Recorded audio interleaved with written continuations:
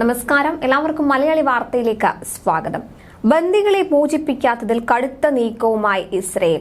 വരുന്ന ഏതാനും ദിവസങ്ങൾക്കുള്ളിൽ ഇത് നടന്നില്ലെങ്കിൽ മാർച്ച് 10-ന് തെക്കൻ ഗാസയിലെ റാഫയിൽ കരയാക്രമണം തുടങ്ങുമെന്ന് ഇസ്രയേൽ മുന്നറിയിപ്പ് നൽകിയിരിക്കുകയാണ്. ഗാസയിൽ കൊല്ലപ്പെട്ടവരുടെ എണ്ണം 29,000 കടന്നതിന് പിന്നാലെയാണ് ഇസ്രയേലിന്റെ ഈ മുന്നറിയിപ്പ്. ഒക്ടോബർ 7-ന് രാജ്യത്തുണ്ടായ ഭീകരാക്രമണത്തിനിടെ തട്ടിക്കൊണ്ടുപോയവരെ റമദാന് മുൻപ് ഹമാസ് വിട്ടയച്ചില്ലെങ്കിൽ റാഫി അടക്കം ഗാസയിലെമ്പാടും പോരാട്ടം പടരുമെന്ന് ഇസ്രയേലിലെ യുദ്ധകാല ക്യാബിനറ്റിലെ അംഗമായ ബെന്നി ഗാൻസ് പറഞ്ഞു. മാർച്ച് 10-നാണ് ഇത്തവണ വിശുദ്ധ റമദാൻ മാസം ആരംഭിക്കുന്നത്.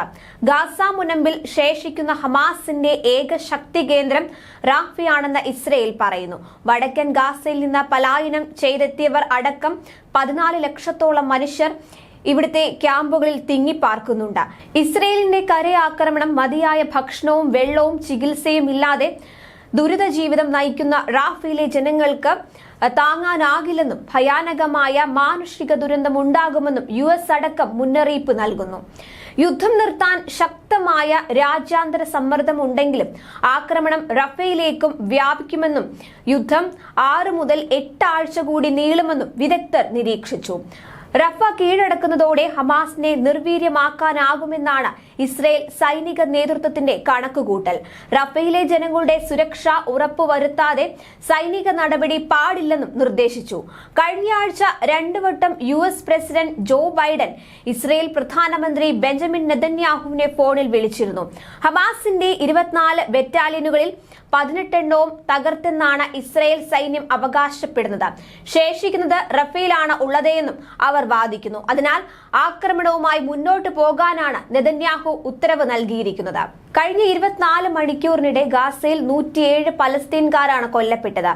ഒക്ടോബർ 7-ന് ആരംഭിച്ച ആക്രമണത്തിൽ കൊല്ലപ്പെട്ട പലസ്തീൻകാരുടെ എണ്ണം ഇതുവരെ 29,092 ഉയർന്നു. പരിക്കേറ്റവർ 69,028 ആണ്. ഇസ്രയേൽ സൈന്യം കയ്യേറിയ ഖാൻ യൂനിസിലെ നാസർ ആശുപത്രിയിൽ വൈദ്യുതിയും ഓക്സിജൻ വിതരണവും ഇല്ലാതെ 9 രോഗികൾ കൂടി മരിച്ചതായി ഗാസ ആരോഗ്യ മന്ത്രാലയം അറിയിച്ചു.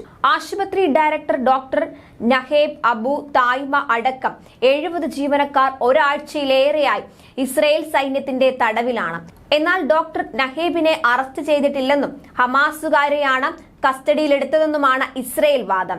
അതിനിടെ വെസ്റ്റ് ബാങ്ക്, കിഴക്കൻ ജെറുസലേം, ഗാസ എന്നിവിടങ്ങളിൽ ഇസ്രയേൽ അധിനിവേശം തുടരുന്നതിന്റെ നിയമസാധുത ചോദ്യം ചെയ്തുള്ള ഹർജിയിൽ UN-ന്റെ രാജ്യാന്തര കോടതിയിൽ വാദം തുടങ്ങി. അതേസമയം ഇസ്രയേലിലെ അംബാസിഡറെ ബ്രസീൽ തിരികെ വിളിച്ചു. പലസ്തീന് നേരെയുള്ള ആക്രമണത്തെ ഹിറ്റ്ലർ നടത്തിയ ജൂത വംശഹത്യയോട് താരതമ്യപ്പെടുത്തിയ ബ്രസീൽ പ്രസിഡന്റ് ഇസ്രായേൽ പ്രധാനമന്ത്രിയെ വിമർശിച്ചതിന് പിന്നാലെയാണിത്. ന്യൂസ് ഡെസ്ക് മലയാളി വാർത്ത.